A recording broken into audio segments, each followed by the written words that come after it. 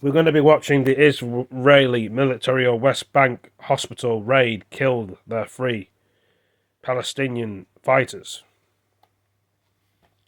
The Israeli military says it's killed 3 Palestinians in an undercover operation at the Sinai hospital in Jenin in the occupied West Bank. Reports say Israeli forces disguised as medical staff and Palestinian women killed members of an armed cell hiding inside. The Israeli military sources said the men were planning an imminent attack, identifying one of them as Mohammed Jenin. He is reportedly receiving treatment following a drone strike. The Palestinian Authority confirmed that 3 people were killed at the hospital by Israeli forces. Hamas denies Israeli assertions that it uses hospitals to hide fighters. Let's bring in our Middle East correspondent, Mark Lewin.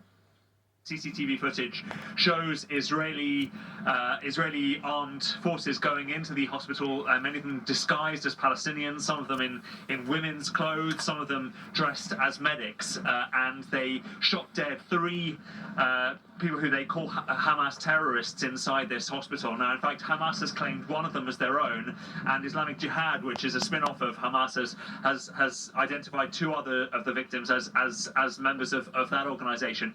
Israel says that one of them was planning an attack similar to the 7th of October attack on Israel, of course, and 2 others were...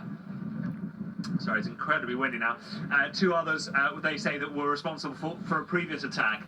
Now, this is a sign of just how the violence in the West Bank has continued to spiral since the Gaza conflict began. In fact, the violence in the West Bank is really now the worst that it has been since the second Palestinian Intifada or uprising some 2 decades ago, and that is a real concern that Gaza's conflict has spilt over into the wider region, and that actually, in order to try to calm what is happening in Gaza, there is also an urgent need to calm what is happening in the West Bank, where violence by Jewish settlers there and violence by armed Palestinian groups on the settlers has reached a level that has not been seen in many, many years. Let's talk more about the wider developments in the Middle East. The US media reporting that the drone which killed 3 American troops in Jordan on Sunday appears to have been made in Iran, a Shahed attack drone. Tehran has denied involvement, but the US has vowed to retaliate. Let's take you live now to Barbara Slavin, a distinguished fellow at the Stimson Center in Washington and a lecturer in international affairs at George Washington University. It's always good to have you with us. Washington, the White House, considering its response now to this attack. We keep hearing about this menu of options that they have, and pressure is really growing on President Biden by some Republicans to have quite a firm military response. What do you think the best course is now for President Biden and the White House? Well, you've referred to the tragic death of 3 Americans that were hit by an Iranian drone. Look, the best course is to bring down the level of fighting in Gaza. I would add the West Bank, too, in light of recent developments. I mean, I think we have to go to the source of the tensions, which have grown enormously between the United States and these various Iran-backed groups all around the Middle East. Barbara, sorry to interrupt you, but on that, does it feel to you as if these links, though, are being downplayed by some at the moment? Antony Blinken, for instance, trying to separate what is happening in Gaza with the situation with Iran. Well, the administration may be trying to separate them, but they're not separable.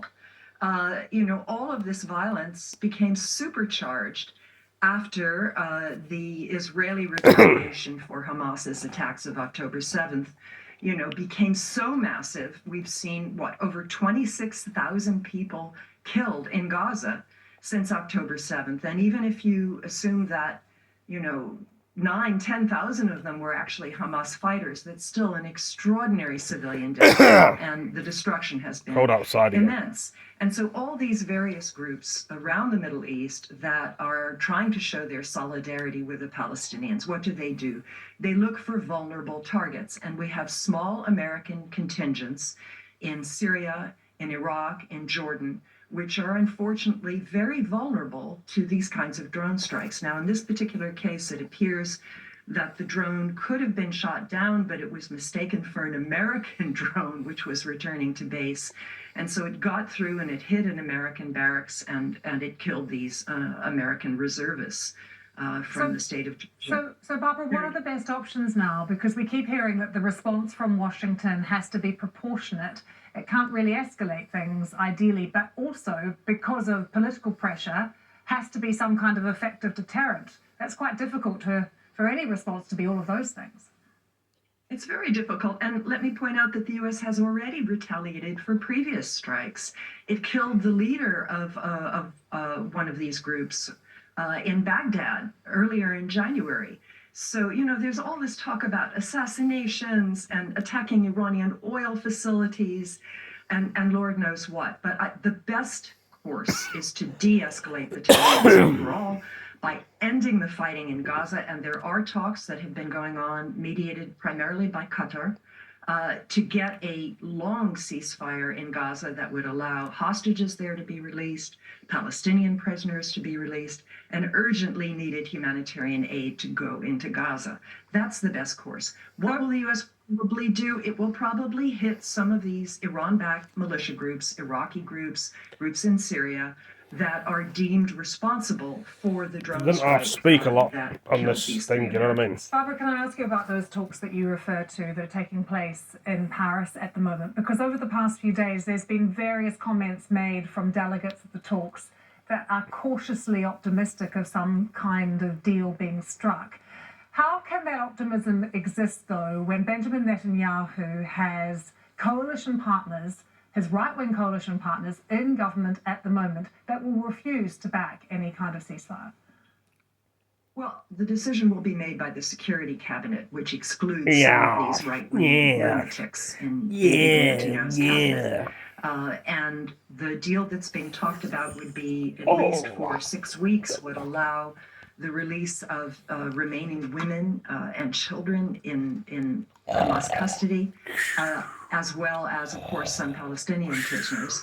Boring. I think, judging from the comments I'm hearing from the Qataris and News is getting others, boring, so is the these films talks these are days and the well games. advanced, Boring. and I think this is one of the considerations for the Far Biden no. administration, that any retaliation Ah, for what happened to the no, American troops no, would no. not get in the way of securing this long-term ceasefire.